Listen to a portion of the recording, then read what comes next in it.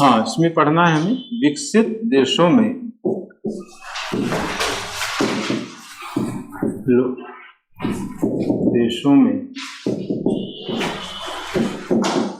लोक प्रशासन की भूमिका, ये टॉपिक है आज का। इसके पहले मैंने विकासशील देशों में लोक प्रशासन की भूमिका के बारे में बताया था और वो इस बार क्वेश्चन आया भी है और वो ज़्यादा इम्पोर्टेंट है। ये टॉपिक उतना इम्पोर्टेंट नहीं है, 5 मार्क्स में पूछ सकते हैं, है ना। 11 मार्क्स में आने वाला ये टॉपिक नहीं है। इसको अगर पूछा जाएगा तो 5 मार्क्स में पूछ सकता है। इस बार विकासशील देशों में लोक प्रशासन की भूमिका पूछ लिया गया है। लॉन्ग क्वेश्चन पूछा गया 11 नंबर, है ना। अभी जो एग्जाम हुआ है 2-3 दिन पहले, उसमें विकासशील देशों में लोक प्रशासन की भूमिका का क्वेश्चन 11 नंबर में आ चुका है और जिसको मैंने कल बताया था। और ये जो टॉपिक है, ये टॉपिक ज़्यादा महत्वपूर्ण नहीं है, लेकिन चूंकि अब सिलेबस में दिया है तो अब कुछ ना कुछ तो पूछना पड़ेगा, है ना, क्योंकि अब लिमिटेड टॉपिक है, एग्जाम हर बार हो रही है, तब वही को वही तो पूछ नहीं सकते हैं, रिपीट तो ज़्यादा करते नहीं हैं। तो अब इसको आगे 5 नंबर में पूछ सकता है ना, क्योंकि एक विषय के रूप में लोक प्रशासन का विकास पूछ लिया है। अभी नवीन लोक प्रशासन के लक्ष्य पूछ लिए हैं इस बार, और विकासशील देशों में लोक प्रशासन की भूमिका ये पूछ लिया है।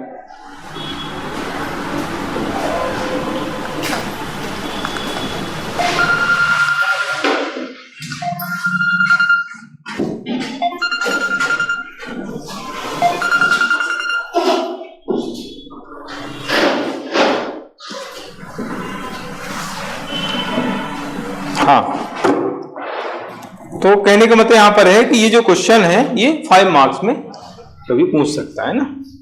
लोक प्रशासन की जो भूमिका है वो डेवलप्ड जो कंट्रीज हैं उनमें पब्लिक एडमिनिस्ट्रेशन का रोल हमें यहां पर समझना है।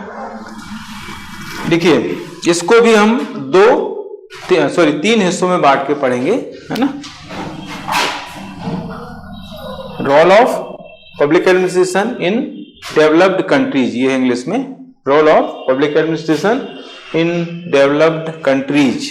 इसके पहले हमने ये डेवलपिंग कंट्रीज में इसके बारे में पढ़ा था और आज हम पढ़ेंगे विकसित देशों में लोक प्रशासन की भूमिका, यानी role of public administration in developed countries, इसको इंग्लिश में कहते हैं। जैसे मैंने इसके पहले का क्वेश्चन कराया था, उसको 3 हिस्सों में बांट करके हमने पढ़ा था, सेम वैसा ही इसको हम पढ़ेंगे, है ना। उसमें एक तो फीचर्स पढ़ेंगे, विशेषताएं या लक्षण, फीचर्स या लक्षण, और फिर मैंने बताई थी समस्याएं, प्रॉब्लम्स, और फिर भूमिका या रोल, है ना। Role of public administration in developed countries, ये है टॉपिक, जिसको हमने 3 हिस्सों में बांट दिया है। इसमें फीचर्स यानी विकसित देशों में लोक प्रशासन के लक्षण या विशेषताएं क्या, फीचर्स क्या हैं, फिर प्रॉब्लम्स वहां पर क्या है, समस्याएं क्या हैं वहां पर, और इसकी उन देशों में भूमिका क्या है, रोल क्या है। ठीक है, तो ऐसे 3 पार्ट में बांट करके हमें इसको पढ़ना है। अब यहां पर हम क्या करेंगे कि जो विकासशील जो देश हैं वहां पर जो पब्लिक एडमिनिस्ट्रेशन की स्थिति है उसको ध्यान में रखते हुए इसके फीचर्स या इसकी विशेषताएं पढ़ेंगे। डेवलपिंग जो कंट्रीज हैं वहां पर हमने पढ़ा है, तो उसके जो पॉइंट है उस पॉइंट के बेस पर हम जो है इसके पॉइंट निकालेंगे और दोनों को मिला देंगे तो दोनों की तुलना हो जाएगी, दोनों के बीच अंतर, डिफरेंस हो जाएगा। क्वेश्चन ये भी आ सकता है कि विकासशील देशों में लोक प्रशासन तथा विकसित देशों में लोक प्रशासन के बीच अंतर स्पष्ट कीजिए, है ना। डेवलपिंग कंट्रीज एंड डेवलप्ड जो कंट्रीज हैं उनके बीच जो पब्लिक एडमिनिस्ट्रेशन है उनमें क्या डिफरेंस है, तो डिफरेंस पूछ सकता है, डिफरेंसेस। तो वो जो डिफरेंस है हम कहां से लेंगे, कहां से उसके पॉइंट आएंगे, दोनों के लक्षण या दोनों की विशेषताओं से या फीचर से हम पॉइंट निकाल लेंगे। आई बात समझ में? हमने जो विकासशील देशों में लोक प्रशासन के लक्षण पढ़े हैं और यहां पर विकसित देशों में लोक प्रशासन के लक्षण पढ़ रहे हैं, इन दोनों के लक्षणों को, दोनों को फीचर्स को हम ले लेंगे तो दोनों के बीच अंतर हो जाएगा। जैसे हमने विकासशील देशों में क्या पढ़ा था लक्षण में लोक प्रशासन के, उसमें पढ़ा था कि वहां पर मैंने पहला पॉइंट बताया था कि वहां पर जो है जो व्यवस्था है वो सामान्यज्ञ प्रधान है, यानी जो जर्नलिस्ट हैं वो जो है हेड होते हैं, है ना, सुप्रीम होते हैं, प्रमुख होते हैं वहां पर। और यहां पर क्या है, यहां पर स्पेशलिस्ट हेड होते हैं, विशेषज्ञ प्रधान व्यवस्था इसको कहा जाता है। ठीक है, दोनों के बीच अंतर का पॉइंट हो गया और इसका एक लक्षण हमें मिल गया, विकसित देशों में लोक प्रशासन का लक्षण मिल गया, है ना। वहां पर हमने पढ़ा था कि जो विकासशील देश हैं वहां पर लोक प्रशासन जो होता है उसको बोलते हैं सामान्यज्ञ प्रधान, जो जर्नलिस्ट होते हैं वो वहां पर हेड होते हैं, प्रमुख होते हैं, है ना। लेकिन इन देशों में हेड कौन होता है, स्पेशलिस्ट होते हैं, विशेषज्ञ होते हैं, है ना। तो ये एक फीचर का पॉइंट हम इसमें बता सकते हैं। विकसित देशों का मैंने पहले भी, कल भी मैंने तीनों जो कंट्रीज होते हैं, तीनों तरह की कंट्रीज होती हैं, विकसित, विकासशील, अल्पविकसित, डेवलप्ड, डेवलपिंग और अंडर डेवलप्ड, तीन तरह की कंट्रीज होती हैं। तो तीनों कंट्रीज की डेफिनेशन मैंने आप लोगों को कल बताई थी, तीनों की तुलना की थी। हालांकि अल्पविकसित का तो कोई यहाँ है ही नहीं सिलेबस में, केवल दो ही हैं, विकसित और विकासशील।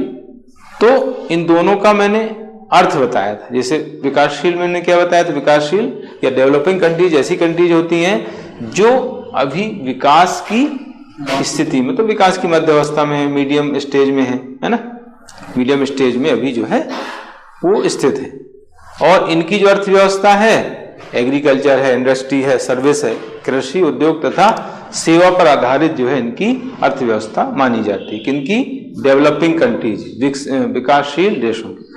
विकसित जो देश हैं उनकी जो डेवलप्ड कंट्रीज हैं उनकी जो इकोनॉमी है, अर्थव्यवस्था किस पर बेस्ड है, इंडस्ट्री एंड सर्विस, उद्योग तथा सेवा पर आधारित है ना। किस पर बेस्ड है, इंडस्ट्री एंड सर्विस पर बेस्ड जो है इसकी इकोनॉमी, डेवलप्ड कंट्रीज की इकोनॉमी इंडस्ट्री एंड सर्विस पर बेस्ड है, आधारित है। ठीक है, तो ये आपको स्टार्टिंग में लिखना है, फिर कुछ एग्जाम्पल हम बता देंगे, उदाहरण कुछ लिख देंगे, जैसे यूएसए है, ब्रिटेन है या यूके है, जर्मनी है, फ्रांस है, कनाडा है ना, ऑस्ट्रेलिया है, स्विट्जरलैंड है, रसिया है, ये डेवलप्ड कंट्रीज हैं। तो इनमें से एक दो एग्जाम्पल आपको लिख देना है। तो ये पहला पैरा आपका ऐसे कंप्लीट हो जाएगा। फर्स्ट पैरा में आपको ये लिखना है, फिर सेकेंड पैरा से जो चीज पूछी गई है वो आपको लिखना है। जैसे आपको रॉली पूछा गया तो रॉली लिखेंगे, फिर इनको लिखने की जरूरत नहीं। जैसे इस बार विकसित देशों, विकासशील देशों में लोक प्रशासन की भूमिका पूछी, तो हम ये दो चीजें एक्स्ट्रा पढ़ रहे हैं, इनको लिखना नहीं है वहां पर, क्योंकि अब लिमिटेड स्पेस रहता है, वर्ड लिमिटेड रहते हैं। हम जब इधर उधर की चीजें लिखेंगे तो मूलभूत चीज जो लिखना चाहिए वो लिख नहीं पाएंगे, तो मतलब नहीं है। इसलिए उसमें रोल ही आपको लिखना है, अगर रोल पूछा है। ये चीज मैं इसलिए बता रहा हूं ताकि आप उस चीज को समझ पाओ। ठीक है, तो फीचर या लक्षण का पहला पॉइंट मैंने क्या बताया है कि यहाँ का जो प्रशासन है, एडमिनिस्ट्रेशन है, वो किस पर आधारित है, स्पेशलिस्ट हेड, विशेषज्ञ प्रधान व्यवस्था इसको कहा जाता है। यानी यहाँ पर जो है जो विशेषज्ञ होते हैं वो प्रमुख होते हैं, है ना, उनके हाथों में अथॉरिटी होती है, सत्ता होती है। ठीक है, और उनके द्वारा ही जो है डिसीजन ज्यादातर लिए जाते हैं। उनके अधीन जर्नलिस्ट होते हैं। हमारे यहाँ उल्टा है, जर्नलिस्ट के अंडर में स्पेशलिस्ट होते हैं और डेवलप्ड कंट्रीज में स्पेशलिस्ट के अंडर में जर्नलिस्ट होते हैं, है ना, विशेषज्ञ के अंदर में सामान्य होते हैं। ये तो एक पॉइंट ये मैंने दोनों का एक साथ बताया, दोनों का अंतर का पॉइंट भी हो गया ये। इसके अलावा मैंने वहां पे बताया था कि वहां की जो व्यवस्था है वो औपनिवेशिक विरासत, यानी जो भी प्रशासनिक व्यवस्था, एडमिनिस्ट्रेटिव सिस्टम काम कर रहा है, वो कहीं ना कहीं जो है हमने ब्रिटेन से लिया हुआ है। ब्रिटेन की जो व्यवस्था थी उसी को हमने अडॉप्ट कर लिया है, लेकिन यहाँ की जो प्रशासनिक व्यवस्था है वो खुद की है, डेवलप की गई है, खुद डेवलप की गई है। स्वदेशी उसको कहा जाता है ना, हेटेरोजेनिटी बोलते हैं उसको, स्वदेशी यानी हेटेरोजेनिटी है।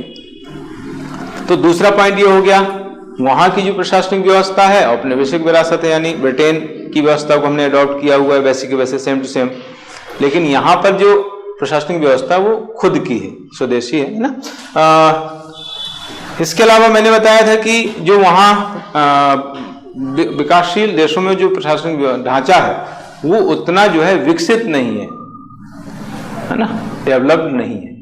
और यहाँ का प्रशासनिक ढांचा कैसा है, डेवलप्ड है, विकसित है, पूरी तरीके से विकसित हो चुका है। तो ये एक पॉइंट हो गया, लक्षण का अंतर के पॉइंट भी हो गए। दक्षता, प्रशासनिक जो पदाधिकारी हैं, जो नौकरशाही है, ब्यूरोक्रेसी है, उतनी जो है इफिशिएंट नहीं है, दक्ष नहीं है ना, दक्षता कम है, दक्षता का अभाव है, लैक ऑफ इफिशिएंट। लेकिन यहाँ पर दक्षता पाई जाती, दक्ष है, इफिशिएंट है। यहाँ की जो ब्यूरोक्रेसी है, यहाँ की जो सिविल सर्विस है, लोग जो सिविल सर्वेंट है, लोक सेवक हैं, वो ज्यादा दक्ष हैं, इफिशिएंट है ना। इसके अलावा मैंने वहां पर बताया था कि जो राजनीतिक जो संस्थाएं हैं, पॉलिटिकल जो इंस्टीट्यूशंस हैं, उनका प्रशासन पर या प्रशासनिक जो व्यवस्था उस पर उतना ज्यादा कंट्रोल नहीं है, नियंत्रण नहीं है ना, इफेक्टिव कंट्रोल नहीं है, प्रभावी नियंत्रण नहीं है। और यहां पर प्रभावी नियंत्रण होता है, ठीक है।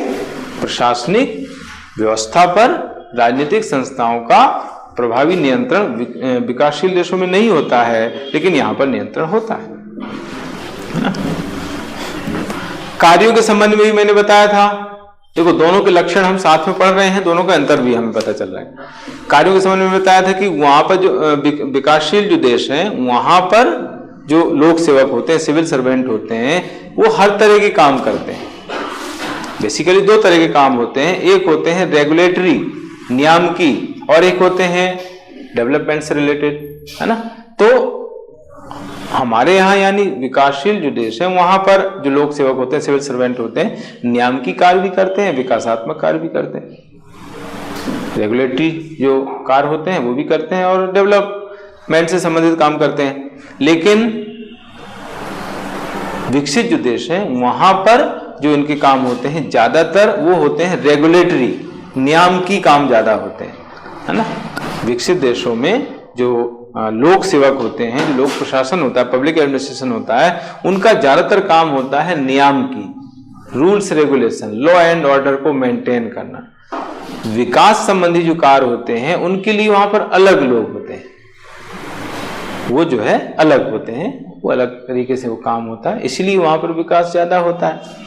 इनको जो नौकरशाह हैं, जो सिविल सर्वेंट होते हैं, उनको विकास संबंधी काम नहीं दिया जाता है।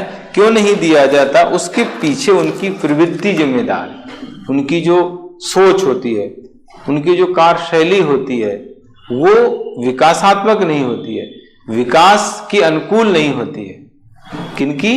जो लोक सेवक, सिविल सर्वेंट है ना, क्योंकि उनका ज्यादातर ध्यान जो होता है वो रूल्स रेगुलेशन में होता है, रूल्स को फॉलो कराना, है ना, लॉ एंड ऑर्डर को मेंटेन करना, कानून व्यवस्था बनाए रखना, ये ज्यादा काम जो है सिविल सर्वेंट अच्छे तरीके से करते हैं।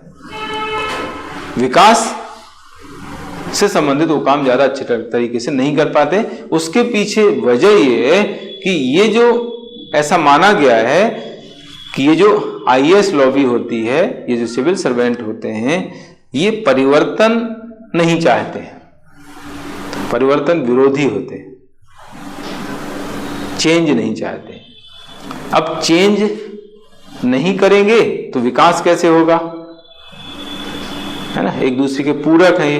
भाई परिवर्तन के बिना विकास तो हो ही नहीं सकता ना, चेंज अगर होगा तभी तो डेवलपमेंट होगा। लेकिन जो नौकरशाह हैं यानी ब्यूरोक्रेट्स जो होते हैं, सिविल सर्वेंट जो होते हैं, वो परिवर्तन नहीं चाहते, चेंज नहीं चाहते। मैंने पिछली क्लास में भी कई बार एक सेंटेंस बताया जो वो आपस में बोलते हैं, जो नौकरशाह सिविल सर्वेंट होते हैं, ब्यूरोक्रेट्स होते हैं, आपस में बोलते हैं। एक कहता है काम मत कर, तो दूसरा कहता है काम की केवल फिक्र कर, फिर एक कहता है फिक्र भी मत कर, फिक्र का केवल जिक्र कर। तो ये हकीकत बात है, मतलब ये बहुत प्रैक्टिकली बात है ये जो कही गई है कि काम मत कर, काम की सिर्फ फिक्र कर। तो दूसरा कहता है कि फिक्र भी मत कर, फिक्र केवल जिक्र कर बस। मतलब ऐसा आप सो आप कर कि बहुत ज्यादा टेंशन में है वो कि काम नहीं हो रहा है ऐसा, बाकी अंदर से कोई टेंशन नहीं है। मतलब एक दिखावा होता है ना, दिखावा करना कि भाई वो बहुत ज्यादा उसको टेंशन हो रहा है, काम का टेंशन ले रहा है, लेकिन अंदर से कुछ भी नहीं। सुबह 11 बजे 12 बजे आए और शाम 4-5 बजे घर चले गए, तो वही फिक्र का केवल जिक्र होता रहता है। फिक्र नहीं होती, फिक्र का जिक्र होता है। तो वो स्थिति है, ये एक प्रैक्टिकली बात है, व्यवहारिक बात है, ये चीजें होती हैं, इसलिए डेवलपमेंट हो नहीं पाता। इसीलिए जो विकसित देश हैं वहां पर डेवलपमेंट से रिलेटेड काम अलग से लोगों को दिया जाता है। आईएएस जो पदाधिकारी होते हैं, सिविल सर्वेंट होते हैं, उनको ये काम नहीं दिया जाता ऐसा। ठीक है, तो ये इस तरीके से कुछ लक्षण के पॉइंट इसमें हम लिख सकते हैं, और इन दोनों को हम मिला देंगे तो ये जो है बन जाएगा अंतर डिफरेंस आपको पता चल जाएगा दोनों में, और ये इंपॉर्टेंट भी है दोनों में डिफरेंस। समस्याएं यहीं से समस्याएं निकल करके आती हैं। समस्या ये है कि यहाँ पर जो विकसित देश हैं उनमें समस्याएं कम है, प्रशासन संबंधी, एडमिनिस्ट्रेशन संबंधी जो प्रॉब्लम्स है वो कम है, बजाय डेवलपिंग कंट्रीज यानी विकसित देशों में ज्यादा प्रॉब्लम्स है, यहाँ पर कम है।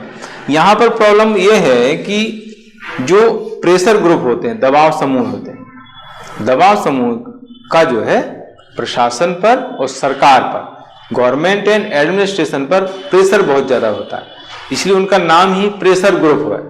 हिंदी में कहते हैं दबाव समूह, इंग्लिश में कहा जाता है प्रेशर ग्रुप। तो अमेरिका जैसे देशों में प्रेशर ग्रुप बहुत हावी होते हैं, है ना। हमारे यहाँ भी प्रेशर ग्रुप ऐसा नहीं कि यहाँ नहीं है, लेकिन उतने हावी नहीं है। हमारे यहाँ जैसे प्रेशर ग्रुप, जैसे आप फिक्की है ना, CII है, ये इंडस्ट्री लेवल जो कमर्शियल सेक्टर के जो प्रेशर ग्रुप हैं, ये इनके हिसाब से जो है पॉलिसी बनती हैं। तो हमारे यहाँ भी है ये हावी, इनका प्रेशर है गवर्नमेंट पर, क्योंकि जो भी पॉलिसीज बनती हैं वो इनको ध्यान में रख करके बनाई जाती हैं, क्योंकि टैक्स तो इन्हीं से मिलना है ना। जो कमर्शियल सेक्टर है, जो इंडस्ट्रियलिस्ट हैं, तो उनके द्वारा बहुत ज़्यादा हमें गवर्नमेंट को टैक्स मिलता है। तो उनके हितों को ध्यान में रखते हुए फिक्की है, CII है, ये प्रेशर गवर्नमेंट पर डालते हैं कि भाई इस तरह से पॉलिसी बननी चाहिए, ताकि जो औद्योगिक घराने हैं, उद्योगपति हैं, उनको जो है उसका लाभ मिले, फायदा हो, है ना, उनको बेनिफिट हो। तो ये प्रेशर ग्रुप हमारे यहाँ है, लेकिन वहां ज्यादा हावी है ना। मतलब सरकार को उनके अनुकूल, उनके अनुरूप जो है, उनके अकॉर्डिंग पॉलिसी बनाने में प्रेशर करते हैं। तो ये एक सबसे बड़ा वहां पर प्रॉब्लम रहता है, सबसे बड़ी प्रॉब्लम मैंने बताई, है ना। इसके अलावा वहां पर जो एजेंसीज वगैरह जो काम करती हैं, उनके बीच कोऑर्डिनेशन की समस्या बनी रहती है, आपस में कोऑर्डिनेशन नहीं पाया जाता, तो सरकार को कोऑर्डिनेशन बनाने में, एडमिनिस्ट्रेशन कोऑर्डिनेशन बनाने में ज्यादा समस्या आती है ना। और वहां पर एक्चुअली जो है, जो एक प्रॉब्लम आती है वो मेंटेन करने की प्रॉब्लम आती है। जो डेवलप हो गया, डेवलपमेंट जो हो गया है, उसको मेन उनका काम होता है मेंटेन रखना, क्योंकि डेवलपमेंट तो करना नहीं है ज्यादा। जैसे हमारे डेवलपमेंट की समस्या आती है, वहां पर डेवलपमेंट की समस्या नहीं है। समस्या क्या है, जो डेवलपमेंट हो चुका उसको वहीं पर रखना, मेंटेन रखना, उससे नीचे नहीं आना, थोड़ा सा ऊपर चाहे हो जाए। तो ये एक बड़ी चुनौती रहती है, वहां के एडमिनिस्ट्रेशन की एक चुनौती रहती है कि जो डेवलपमेंट हो चुका है उसको उतना मेंटेन रखना, ये एक चुनौती है। ठीक है, तो ये समस्याएं, ये चैलेंजेस जो है आपको बताना है, बहुत ज्यादा नहीं, जैसे हमने बताया। भूमिका क्या होती है, कुछ पॉइंट भूमिका के वही हैं जो हम विकसित देशों, विकासशील देशों में पढ़ चुके हैं, क्योंकि वहां पर जैसे लॉ एंड ऑर्डर को मेंटेन रखना हमारे यहां पर भी है, अमेरिका में वही चीज होती है। कुछ चीजें तो कॉमन रहेंगी ना, लॉ एंड ऑर्डर तो हर जगह मेंटेन रखना जरूरी है, और ये एडमिनिस्ट्रेटर ही करते हैं, सिविल सर्वेंट ही ऐसा करते हैं, दूसरा कोई नहीं करता। इसके अलावा टैक्स का कलेक्शन करना, करों का संग्रह करना, ये जो है दोनों जगह ही काम होता है। वहां पर एक जो अलग काम है वो ये है कि जो यथास्थिति है, जो भी डेवलपमेंट हो चुका है उसको मेंटेन रखना, ये एक बड़ा काम होता है। ये चैलेंज भी, समस्या में भी लिखते हैं इसको, चैलेंज में भी लिखते हैं, और इसको भूमिका में, रोल में भी लिखते हैं कि जितना विकास वहां पर हुआ है उस विकास को मेंटेन रखना, उतना रखना, यथावत रखना, है ना, उससे नीचे नहीं आ पाए, चाहे आगे हो जाए। जो भी प्राकृतिक आपदाएं होती हैं, उन आपदाओं के दौरान जो है इनके द्वारा राहत उपलब्ध कराया जाता है, रेस्क्यू ऑपरेशन जो चलाए जाते हैं इनके द्वारा ही चलाए जाते हैं, पुनर्वास, है ना, रिहेबिलिटेशन है, रेस्क्यू वगैरह जो किए जाते हैं, पुनर्वास है, पुनरुद्धार है, ये सारी चीजें जो है दोनों जगह होती हैं। इसके अलावा एक जो डिफरेंट काम है, अभी मैंने एक डिफरेंट कार्य बताया है, यथास्थिति को बनाए रखना, ये काम है।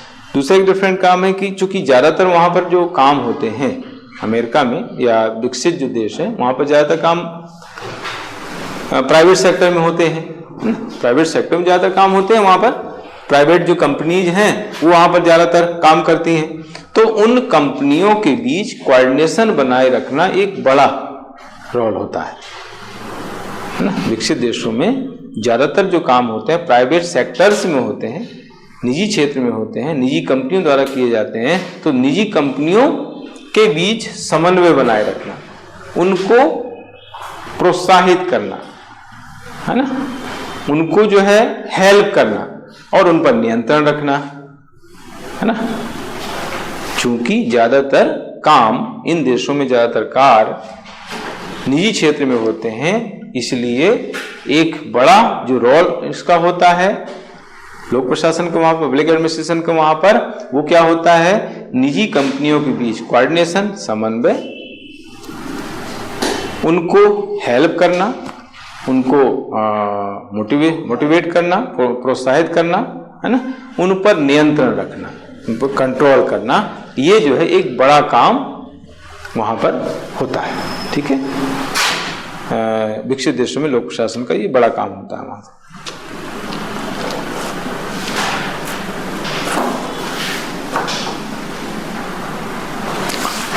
है ना, तो ये इस तरीके से कुछ लगभग 50% पॉइंट तो लगभग वही आएंगे जो हम विकासशील देशों में पढ़ चुके हैं। कुछ पॉइंट, दो चार पॉइंट जो है कुछ अलग से आपको जो स्पेशल यहाँ के संबंध में है वो आपको लिखना है ना।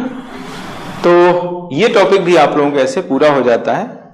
अब हम आगे अगला टॉपिक है उसकी थोड़ा सा पृष्ठभूमि बता दूंगा, फिर उसको मंडे को हम इस प्रॉपर तरीके से उसको स्टार्ट करेंगे। आज हल्का सा उसकी पृष्ठभूमि में बताऊंगा। विषय के रूप में लोक प्रशासन का विकास।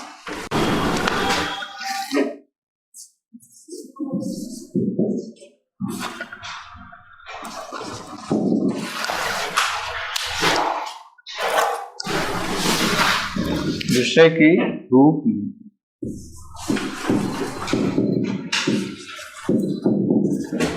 लोक प्रशासन का विकास। Development of public administration as a subject, English में कहते हैं इसको development of public administration as a subject. या एज ए डिसिप्लिन, इसको विषय या अनुशासन भी कहते हैं। विषय अनुशासन के रूप में लोक प्रशासन का विकास, development of public administration as a subject, as a discipline.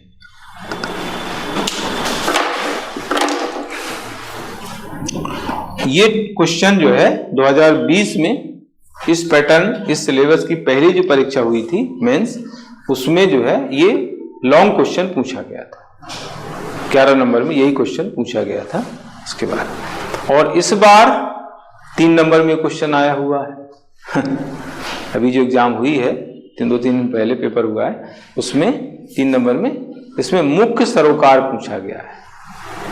अध्ययन के विषय के रूप में लोक प्रशासन के विकास के मुख्य सरोकार लिखे, ऐसा करे क्वेश्चन आया हुआ है।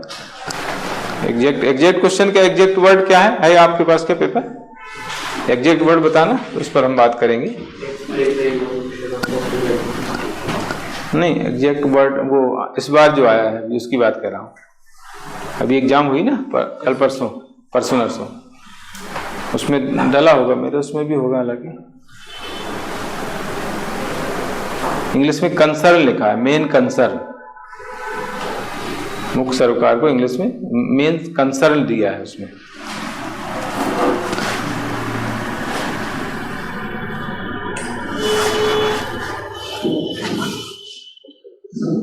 कई बार क्या है कि हिंदी में जो वर्ड है वो कभी समझ में नहीं आता, इंग्लिश जब उसका वर्ड देखते हैं तब ज्यादा समझ में आता है। ऐसे ही प्रस्तावना का क्वेश्चन आया इस बार।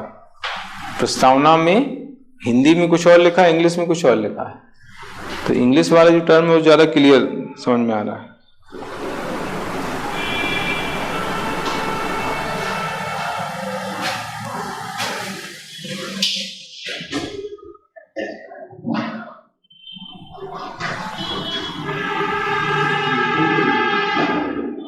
मिला कि नहीं? मेरे पास है वैसे, वो देखता हूँ। ये अध्ययन के एक विषय के रूप में लोक प्रशासन के मूल सरोकार कौन से? हाँ, मूल सरोकार कौन से, ये क्वेश्चन। विकास प्रशासन वाला कौन सा आप देख रहे हैं? वो तो अलग है। विकास प्रशासन के उद्भव तथा विकास में मुख्य भूमिका किसकी है, वो एक अलग क्वेश्चन है, वो उसके बाद वाला है। ये 3 नंबर में जो है ना वो भी आया है, उसमें एडवर्ड विडनर का लिखना है, नाम लिखना है बस, उसमें तो कुछ भी नहीं। किसका योगदान है उसमें, ऐसा करके आया ना, तो उसमें विचारक का नाम लिखना है। विकास प्रशासन के को विकसित करने में किसकी भूमिका, ऐसा करके है शायद वो, तो उसमें एडवर्ड विडनर का नाम लिखना था, वो क्वेश्चन है वो विकास प्रशासन। और ये मूल क्या, मूल सरोकारों, मूल सरोकारों कौन से, मूल सरोकार कौन से, मूल सरोकार कौन, विषय के रूप में। हाँ, और इंग्लिश में लिखा है मेन कंसर्न, इंग्लिश में क्या लिखा है, basic concern of public administration. हाँ, बेसिक कंसर्न लिखा है, basic concern of public administration in as a field of study. हाँ, तो ये क्या है, उसने जो वर्ड यूज किए हैं, तो उस वर्ड की वजह से बच्चों को प्रॉब्लम हुई है कि इसमें एक्चुअल में क्या आना चाहिए, उस पर हम बात करेंगे। पब्लिक एडमिनिस्ट्रेशन और पॉलिटी में दिक्कत यही होती है कि वो वर्ड थोड़ा सा अलग दे देता है, तो स्टूडेंट को वो आ रहा है उसका आंसर, पता है उसको, लेकिन उसको ये नहीं समझ में आता कि इसमें लिखें क्या। ये है, ये दिक्कत है यहाँ पर, ठीक है। हाँ, तो इसमें आपको ये समझना है कि मैंने पहले ही बताया कि लोक प्रशासन जो है वो पहले प्रक्रिया के रूप में आया, एज ए प्रोसेस, और बाद में फिर ये आया अध्ययन के विषय के रूप में, एक सब्जेक्ट के रूप में आया, है ना। मतलब जब स्टार्ट हुआ ये पब्लिक एडमिनिस्ट्रेशन तो एक प्रोसेस के रूप में आया, प्रोसीजर के रूप में आया, और इसको एज ए प्रोसीजर या एज ए प्रोसेस कहां पर सबसे पहले आया, ये चाइना में आया, है ना। इसके बारे में बता चुका हूं स्टार्टिंग में।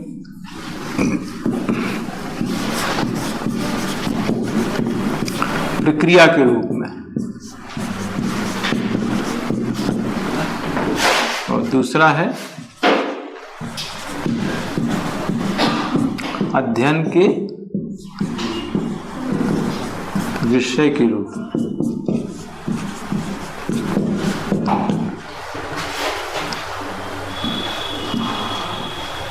प्रक्रिया के रूप में चीन में इसका उदय हुआ।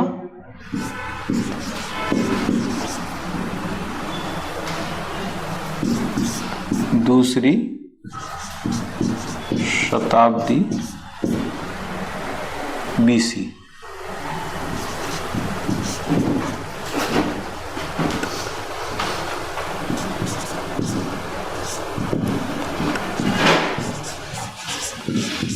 प्रशा में आया, इसको आज जर्मनी बोलते हैं। इसका समय है 18वीं शताब्दी BC। और ये ट्रेनिंग कार्यक्रम, प्रशिक्षण कार्यक्रम में इसको स्थान दिया गया था। प्रशिक्षण कार्यक्रम, ट्रेनिंग प्रोग्राम है ना, प्रशा, जिसको आज हम जर्मनी बोलते हैं। यहाँ पर 18th सेंचुरी, सॉरी BC नहीं है, 18th सेंचुरी आएगा, AD है ये। 18th सेंचुरी में जो है इसको लाया गया था और ट्रेनिंग प्रोग्राम में प्रशा में इसको स्थान दिया गया। अध्ययन के विषय के रूप में इसका उदय USA में हुआ 1887। इसके जो जनक कहे जाते हैं फादर वुडरो विल्सन।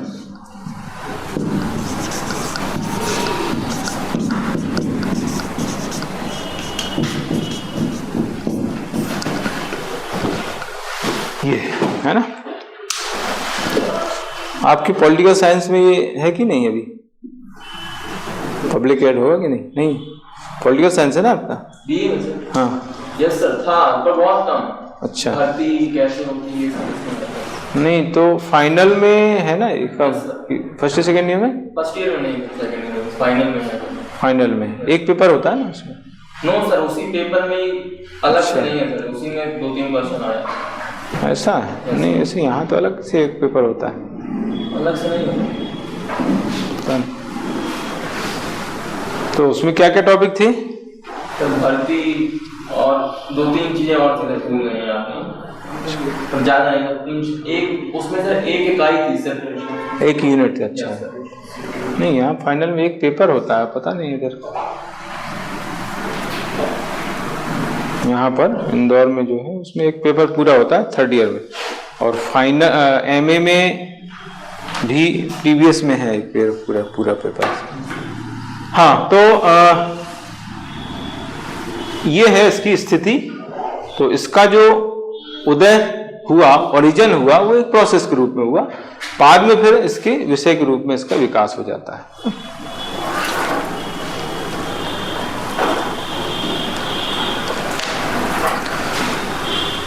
इसमें कुछ फैक्ट आपको ध्यान रखना है, स्टार्टिंग के फैक्ट। जैसे पब्लिक एडमिनिस्ट्रेशन जो वर्ड है, ये सबसे पहले किसने दिया? वर्ड के जनक कौन है? ये तो एक सब्जेक्ट के जनक हो गए, फादर हो गए। पब्लिक एडमिनिस्ट्रेशन जो वर्ड दिया है वो अमेरिका में आया। अमेरिका के पहले जो वित्त मंत्री थे, first finance minister of USA, वो थे अलेक्जेंडर हैमिल्टन। अलेक्जेंडर हैमिल्टन ने जो है पब्लिक एडमिनिस्ट्रेशन वर्ड दिया है। अलेक्जेंडर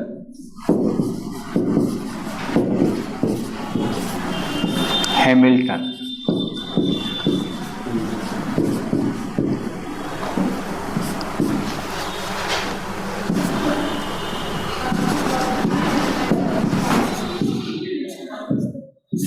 अमेरिका के पहले वित्त मंत्री।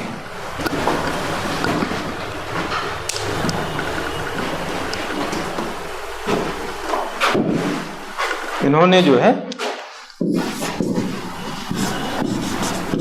पब्लिक एडमिनिस्ट्रेशन या लोक प्रशासन शब्द वर्ड दिया है ना। इन्होंने सबसे पहले ये वर्ड यूज किया है।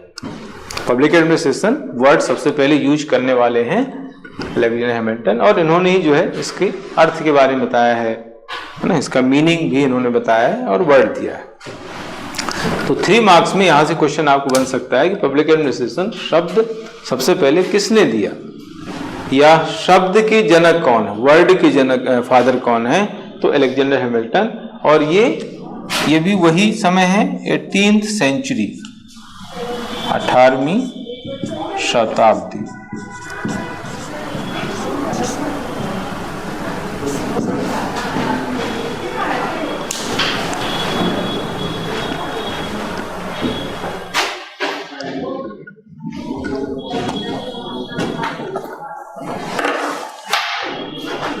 ठीक है,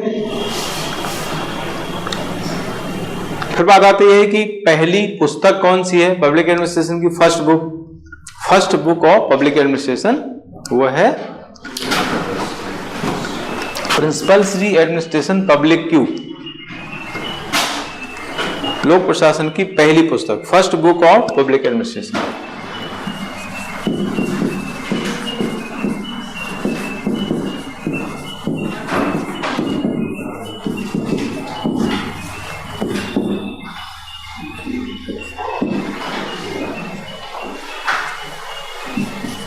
Friends,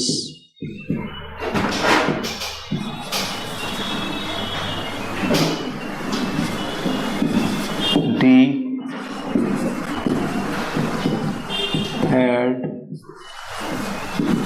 administration पब्लिक क्यू 1812 की है ये।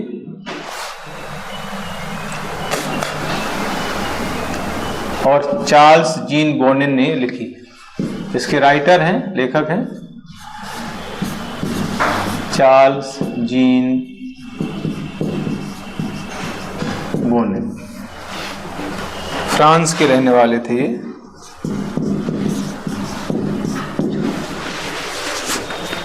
फ्रांस के रहने वाले चार्ल्स जीन बोनिन।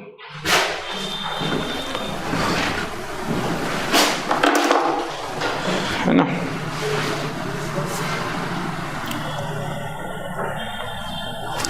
तो यहां से फैक्चुअल क्वेश्चन 3 मार्क्स में आपको बन सकता है कि लोक प्रशासन वर्ड सबसे पहले किसने दिया, पब्लिक एडमिनिस्ट्रेशन, और पब्लिक एडमिनिस्ट्रेशन की फर्स्ट बुक कौन सी है ना, तो principles D administration public Q, ये पुस्तक का नाम है। चार्ल्स जीन बोनिन जो फ्रांस के व्यक्ति थे, उन्होंने इसको लिखा था, 1812 का समय है। अब यहां से क्वेश्चन और उसके आगे हम पढ़ेंगे first text book of public administration, प्रथम पाठ्य पुस्तक, ये केवल बुक है, फर्स्ट बुक। और फिर आता है कि first text book of public administration, प्रथम पाठ्य पुस्तक कौन सी है, तो आगे हम पढ़ेंगे introduction to the study of public administration, ये एल.डी. व्हाइट की पुस्तक है। अभी हम फर्स्ट जो स्टेज है, प्रथम चरण है, 6 चरण टोटल पढ़ना है विकास के अंतर्गत, हमें 6 चरण पढ़ना है।